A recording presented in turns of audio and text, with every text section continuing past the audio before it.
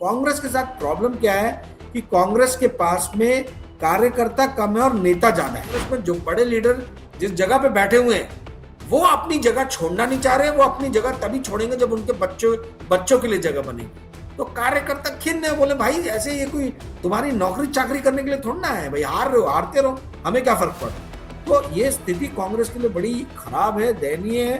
कांग्रेस को यदि कार्यकर्ता वापस से लाने तो भाई नए लोगों को मौका देना पड़ेगा, अन्यथा फिर जो है ये। नमस्कार दोस्तों, कैसे हैं आप लोग। उम्मीद है आप सभी अच्छे होंगे। मेरी बगल वाली विंडो में आप देख पा रहे हैं राजीव रंजन जी, वरिष्ठ पत्रकार हमारे साथ मौजूद है। सर बहुत बहुत स्वागत है आपका। सर का एक चैनल भी है करंट अनप्लग्ड बाय राजीव, आप उसे भी चेकआउट कर सकते हैं, उस पर भी काफी इंफॉर्मेटिव वीडियोस आते हैं। राजीव सर, महाराष्ट्र के अंदर क्या चल रहा है, हम देख रहे हैं जो ठाकरे बंधु हैं भारतीय जनता पार्टी पर कुछ ज्यादा ही एग्रेसिव नहीं हो गए। अब राज ठाकरे ये कह रहे हैं कि मुंबई गुजरात को नहीं मिला, इससे कुछ ताकतें अब भी नाराज है। अब इस बयान के क्या मायने निकाले जाए, किस तरह से देखा जाए, चुनाव से पहले क्या हो रहा है। इससे यही समझ में आ रहा है कि राज ठाकरे को सिर्फ बॉम्बे की पड़ी और बाकी कहीं की पड़ी नहीं है। देखिए क्या है जो ये बोल रहे हैं राज ठाकरे जी, उनको तो पहले आना चाहिए था जब महाराष्ट्र से चुन चुन के बड़े प्रोजेक्ट्स जो है उठा के गुजरात शिफ्ट किए गए, तब राज ठाकरे जी अमित शाह और नरेंद्र मोदी के साथ में नजर आए। और अभी भी जब वो बात कर रहे हैं तो पूरे महाराष्ट्र की बात नहीं कर रहे, वो बॉम्बे की बात कर रहे हैं। भाई ऐसा क्यों? महाराष्ट्र के अंदर में क्या खाली बॉम्बे ही है क्या? ये जो नागपुर में और दूसरे जगहों पे शहरों में एक बात हिमांशु जी आपको मैं बता दूं, बहुत गर्म है यहाँ महाराष्ट्र में, कि ऐसा हो सकता है कि मुंबई को महाराष्ट्र से काट के एक यूनियन टेरिटरी ना बना दी जाए। इसके ऊपर में चर्चा चल रही है। तो यदि राज ठाकरे जी अपनी पूरा जो दमखम जो है सिर्फ बंबई बंबई करते रहे तो इससे इस आप कह लीजिए र्यूमर को और ज्यादा जो है वो तवज्जो मिलेगी। तो कहने का अर्थ ये है कि यदि मुंबई को महाराष्ट्र से पृथक करने का कोई प्रयास नहीं हो रहा तो राज ठाकरे जी को बॉम्बे के बदले मुंबई के बदले, मुंबई कहना चाहिए, मुंबई के बदले जो है पूरे महाराष्ट्र के बारे में बात करनी चाहिए। और जो वो कह रहे हैं कि कुछ लोगों को तकलीफ, अरे भाई नाम लेके बोलो ना, कौन है वो लोग जिनको तकलीफ हो रही है? ऐसे तो आप बहुत स्पष्टवादी बनते हो, आप बोलते हो मैं किसी से डरता नहीं, किसी से घबराता नहीं, तो आप नाम लेके बताइए कि कौन वो लोग हैं जिनको जो है सबसे ज्यादा तकलीफ हो रही है कि बॉम्बे जो है वो गुजरात के पास नहीं गया। आप नाम लेके बताइए। तो कहने का अर्थ ये है हिमांशु जी कि ये जो अभी बातें कर रहे हैं राज ठाकरे जी, वो दो नावों में जो है वो एक साथ जो है सवारी कर रहे हैं। दो आप नाव में सॉरी एक नाव जो है वो उनकी पुराने मित्र जिस भी पार्टी को वो सपोर्ट करते आए हैं या जिन भी नेताओं को सपोर्ट करते आए हैं उस तरफ में, और दूसरा जो है अभी जहां पे आ गए हैं अपने भाई के पास में वहां पे। तो ऐसा काम नहीं चलेगा। आप स्पष्टवादी इंसान हो, मैं भी आपकी बहुत रिस्पेक्ट करता हूं, हम सब रिस्पेक्ट करते हैं। आप स्पष्टवादी हो, डेयरिंग वाले हो, इसलिए आपकी इज्जत की जाती है। तो राज ठाकरे जी को थोड़ा सा एकदम सटीक नाम लेके इस चीज का जिक्र करना चाहिए कि भाई गुजरात के पास बॉम्बे नहीं गया तो किन लोगों को तकलीफ हुई, और फिर उसके बाद में करें जो भी चर्चा उनको करनी है। नहीं नहीं, स्पष्टवादी है तो स्पष्ट रूप से बोल तो रहे हैं कि यूपी बिहार वाले महाराष्ट्र में हिंदी ना थोपे, नहीं तो लात मारूंगा। तो मतलब मराठी मानुष की बात करते करते हिंदी भाषी लोगों पर जिस तरह से, मतलब ये कोई छिपी हुई बात नहीं है, बहुत पहले से इस तरह की तस्वीरें निकलकर सामने आती रही हैं महाराष्ट्र से, जहां पर हिंदी बोलने पर या फिर हिंदी भाषी लोगों पर किस तरह से ये जो एमएनएस के लोग हैं वो हमला करते रहे। तो वो उसी को चुनावी मुद्दा बना रहे हैं चुनाव से पहले। हिमांशु जी, ये हिंदी भाषा को किसने मुद्दा बनाया कि स्कूल्स में ये दूसरी सेकंड लैंग्वेज होनी चाहिए?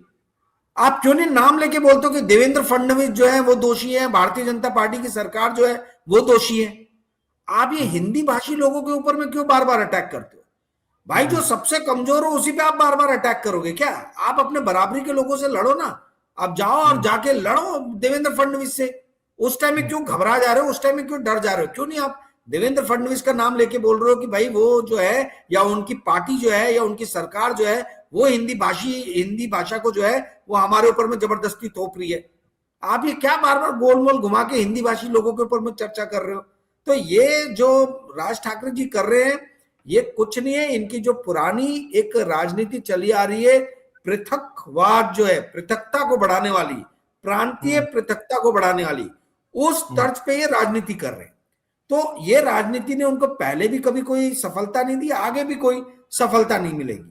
ये इनको ये नहीं समझ में आ रहा है कि आप जो इस तरीके का ध्रुवीकरण कर रहे हो, ध्रुवीकरण का नतीजा तभी आपको मिलता है जब बहुसंख्यक जनता उस तरीके की सोचती है। महाराष्ट्र में अधिकतर जो बहुसंख्यक मराठी लोग हैं वो राज ठाकरे के विचारों को नहीं मानते हैं। वो राज ठाकरे की इस तरीके की पृथक प्रांतीय भाषा और जो वो प्रांतीय विद्वेष की जो बात करते हैं उसको मराठी लोग नहीं मानते। और महाराष्ट्र की डेमोग्राफी में बहुत ज्यादा चेंजेस आ गए हैं। राज ठाकरे को ये समझना चाहिए कि बॉम्बे हो चाहे नागपुर हो, यहाँ पे उत्तर भारतीय लोग जो है ये फैले हुए हैं। आप यदि वहां पे उत्तर भारतीयों को मारने की बात करो, यानी आप हिंसा फैलाने की बात करो, बदले में उत्तर भारतीयों ने मराठियों को मारा, तो क्या करोगे आप? क्या आप ये एक राज्य के अंदर में हिंसा और तनाव पैदा करना चाह रहे हो? आईएसआई भी तो ये करना चाह रहे हो, तो क्या राज ठाकरे आईएसआई के तर्ज पे बढ़ गए हैं क्या? ये किस तरीके की बातें कर रहे हैं? क्यों मारोगे आप किसी को भी? आपको कौन सा कानून शक्ति देता है मारने की भाई? और मारना तो अपने बराबरी के लोगों को मारो ना। जाओ देवेंद्र फडणवीस से आप दो हाथ करो कि भाई तुम क्यों, तुम्हारी सरकार जो है वो क्यों हिंदी भाषा को राज्य के ऊपर में तोप रही है। आम जनता को या ऐसे आम किसी व्यक्ति को उठा के सड़क से उसके ऊपर में अटैक करना, ये कोई वीरता नहीं है, ये कायरता है। तो आप बार बार अपनी कायरता का प्रदर्शन क्यों कर रहे हैं? जब वहां पे ब्रजभूषण सिंह ने बोला कि अयोध्या के अंदर में हम राज ठाकरे को घुसने नहीं देंगे, तो राज ठाकरे का कोई स्टेटमेंट नहीं है, कुछ नहीं बोले। तो आप अपने जो पॉलिटिकल हैवीवेट जो लोग हैं, भाजपा के लीडर्स हैं, आप उनसे दो दो हाथ करो ना। आप जनता के ऊपर में क्या अपना गुस्सा निकाल रहे हो? ये जो है, आप इस चीज को समझिए हिमांशु जी, ये बड़े स्तर पे राज ठाकरे कोई बेवकूफ नहीं है, बहुत चालाक पॉलिटिशियन है। ये वर्ल्ड ओवर देख रहे हैं कि किस तरीके से ध्रुवीकरण जो है वो एक बहुत ही कारगर अस्त्र के रूप में, बहुत ही जो है आप कह लीजिए कि सक्षम अस्त्र के रूप में डोनाल्ड ट्रंप ने यूज की है, रिपब्लिकन पार्टी ने अमेरिका में यूज की है, या इसी चीज को जो है वो अन्य लीडर्स हंगरी में, पोलैंड में, फ्रांस में, मारिया लिपेन हो गई, ये जितने भी इस तरीके के पृथक राज्य या पृथक प्रांत या इमिग्रेशन के अगेंस्ट में है, बाहर के लोगों के अगेंस्ट में, बाहर के दूसरे देश के लोगों के अगेंस्ट में, ये जो भावनाओं को खौला के है ना, ये राजनीति में परिवर्तित करने का प्रयास करते हैं, इसमें कुछ ही लीडर्स को सफलता मिली है। और डोनाल्ड ट्रंप को सफलता मिलने के बाद से अब वर्ल्ड ओवर जितने भी ऐसे लीडर्स हैं जो इस तरीके की भाषा बोलते हैं, जहां पे किसी ना किसी तरीके के विद्वेष को चिंगारी दी जाती है, उस तरीके के लीडर्स की संख्या बढ़ रही है। और राज ठाकरे को लग रहा है कि ये ट्रेंड जो है, ये पैटर्न सेट हो रहा है, तो मैं भी क्यों नहीं इस राजनीतिक ट्रेंड या पैटर्न का फायदा उठाऊं। अब महाराष्ट्र के अंदर में प्रांत का कोई या भाषा का कोई अब जो है मुद्दा गर्म नहीं रह गया। ये 2009 तक ठीक था। आप देखिए 2014 में इन्होंने उठाया, बुरी तरीके से राज ठाकरे को फेलियर मिला। 2019 में उठाया, राज ठाकरे फेल हुए। 2024 में उठाया, इनका अपना बेटा माइन से नंबर 3 पे रहा, नंबर 2 पे भी नहीं रहा। इलेक्शन हुआ नंबर 3 या नंबर 4 पे था। तो राज ठाकरे को समझना चाहिए कि अगर वो इस तरीके की विद्वेष की राजनीति करेंगे और खाली झूठ मूठ का स्टंटबाजी करेंगे, लोग समझ गए, लोगों को समझ में आ गया कि ये हिंदी भाषी लोगों के बारे में बोल रहे हैं, तो भारतीय जनता पार्टी पे क्यों नहीं अटैक कर रहे? ये क्यों नहीं नरेंद्र मोदी अमित शाह को बोल रहे हैं? अगर गुजरात के बारे में बात कर रहे हैं तो ये क्यों नहीं देवेंद्र फडणवीस को चैलेंज कर रहे हैं? ये आम जनता को क्या बार बार जो है आप धमकाते हो कि हम मारेंगे, हिंदी भाषी को मारेंगे, इसको मारेंगे, उसको मारेंगे। ये तो गुंडों की भाषा है भाई, गुंडों को जवाब गुंडे ही देते हैं। तो आप ये आम जनता जो है उससे मत बात करें। आपको जब पॉलिटिशियन जो भारी भरकम आपके टाइप के हैं वो लोग जब जवाब दे रहे तो आप पलट के कुछ बोल नहीं रहे हो। ब्रिजभूषण सिंह ने बोला, आपने क्या बोला कि मैं अयोध्या के अंदर घुस के बताऊंगा? गए क्या आप अयोध्या के अंदर में? तो कहने का अर्थ ये है कि ये इस तरीके की विद्वेष की, हिंसा की राजनीति जो है किसी भी पॉलिटिकल पार्टी और किसी भी लीडर को नहीं करना चाहिए। ये शोभा नहीं देता है राज ठाकरे को इस तरीके की भाषा। और यदि वो सोच रहे कि इस तरीके की भाषा बोल के वो इलेक्शन जीत लेंगे तो बहुत बड़ी गलतफहमी में 2014, 2019 और 2024 फिर से रिपीट होगा। ये मानसिक अच्छा राजीव जी, महाराष्ट्र की राजनीति किस तरफ जा रही है, जरा हमारे दर्शकों को बताइए कि वहां पर चल क्या रहा है। मतलब ठाकरे बंधु अपना एक गुट बनाए हुए हैं, कांग्रेस पार्टी किधर जा रही है, जो कहे जाते हैं चाणक्य महाराष्ट्र के एनसीपी के जो मुखिया हैं, मेन असली एनसीपी के जो मुखिया हैं, वो कहां पर हैं, अजीत दादा क्या कर रहे हैं, शिंदे की स्थिति क्या है इस वक्त, जरा वहां की राजनीति को समझाइए। बड़ी उलझ सी गई है। अभी हम देख रहे थे भारतीय जनता पार्टी कांग्रेस पार्टी गठबंधन कर रहे हैं, वहां पर शिंदे को अलग कर दिया गया। मतलब ये अंदर खाने चल क्या रहा है, कौन किसके साथ में है, समझ ही में नहीं आ रहा।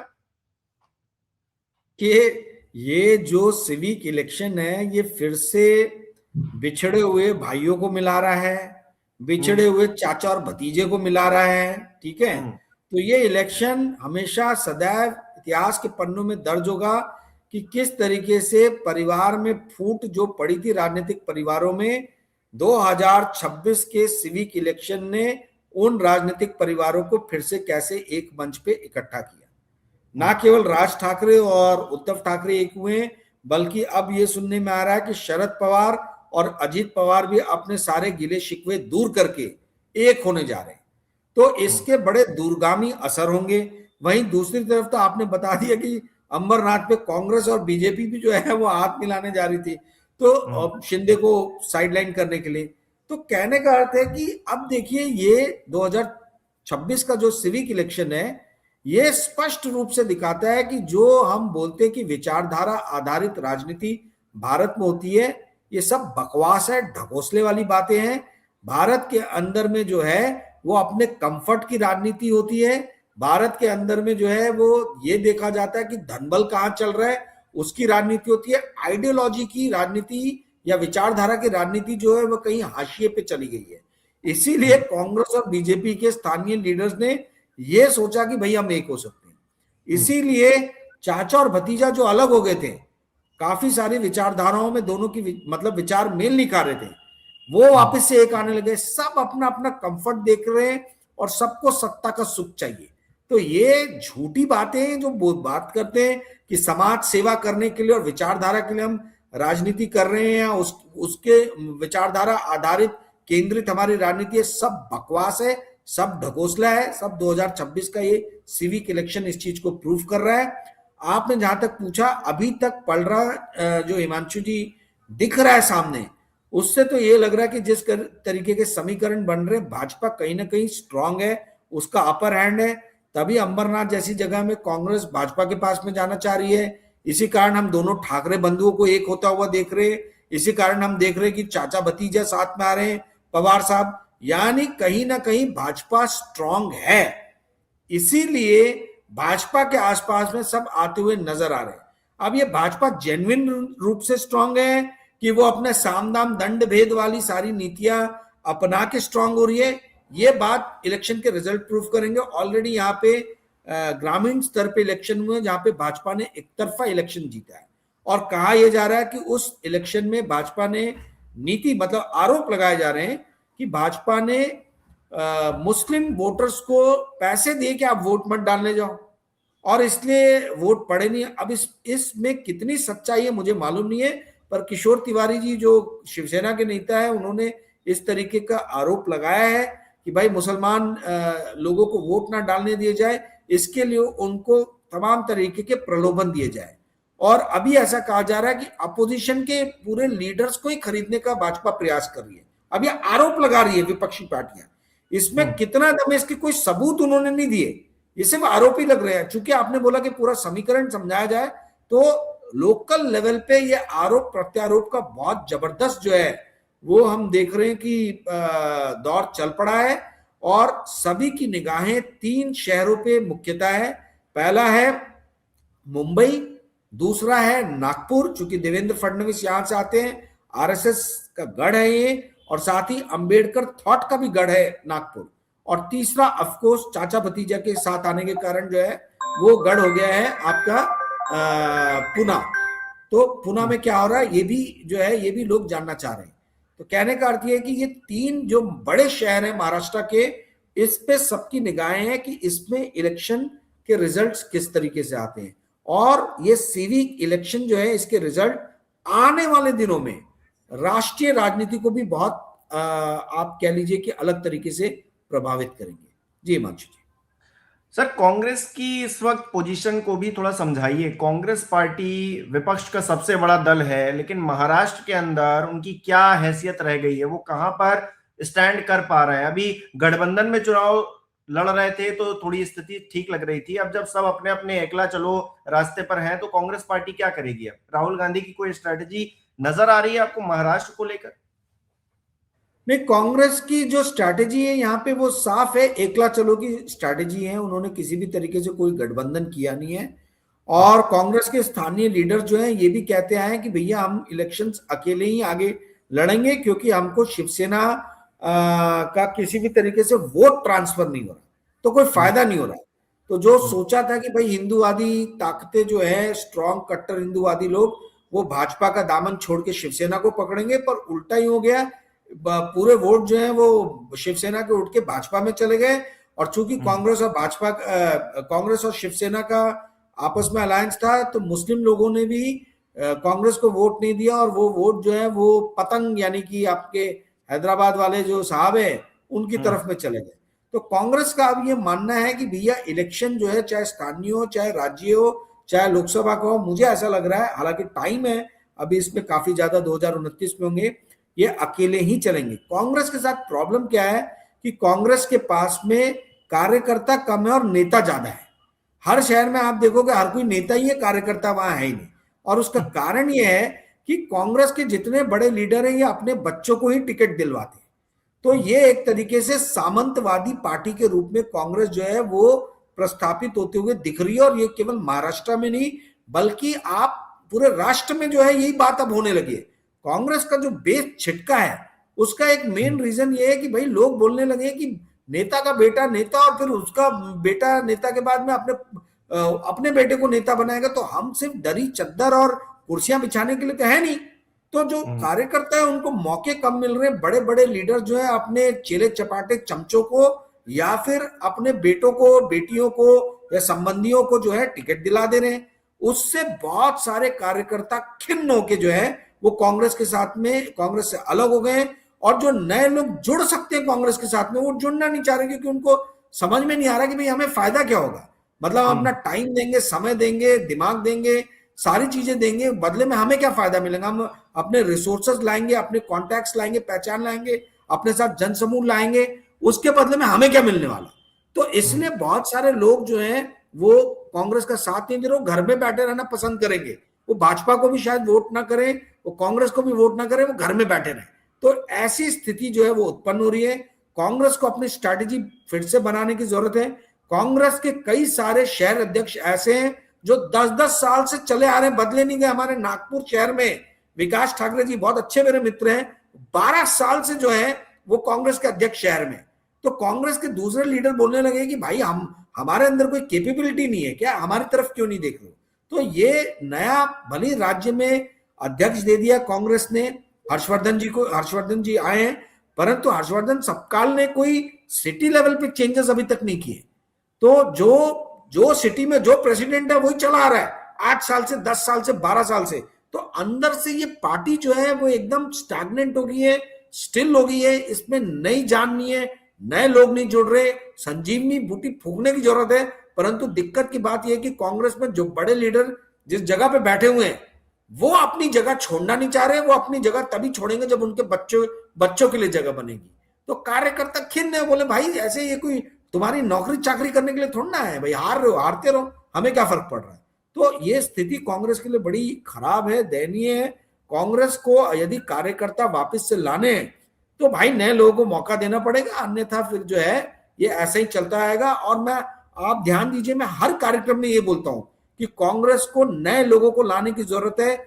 इस देश का एवरेज एज जो है वो 29 ईयर्स है हिमांशु जी, पर कांग्रेस पार्टी का जो नेशनल प्रेसिडेंट है वो 83 ईयर्स ओल्ड है। तो ये क्या बात है भाई? मतलब इस तरीके से आप करोगे काम तो कौन आपके साथ जुड़ना चाहेगा?